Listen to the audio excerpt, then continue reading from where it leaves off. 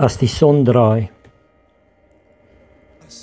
Dis Junie maand se eind, wanneer die son draai en die dae langer baan om somer te bekruip, geskuild agter dae koud, wit gesneeu gelê in Sutherland. Die seisoen draai, het ek gedink.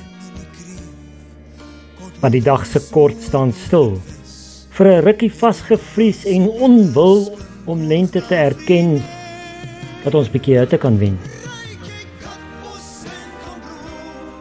Dan begin die dae groei, sien ons die aand se bloei. Net 'n minuut op 'n slag, waar ons somer inwag. Dis 'n lang loop om somerhitte te koop. Maar dit stap, tree vir tree, na die horison getrap. Want tyd staan nooit heeltemal stil, al sou ons so graag wil. Voor ons weet draai die son weer, begin somer na herfs keer. Net 'n minuut op 'n slag, oor sy siklus bedag. Winter se slaap en dooi word in lente getooi en in somer warm gebak voor herfs begin om die son vroeër te sak.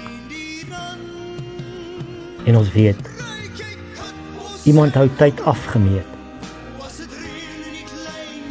Hy wil ons betrek, kom lewe by verstek en hom genee te hê en dit seisoonaal uit te sê, hy wil tyd daarteen stuur en seisoenerend als verniet.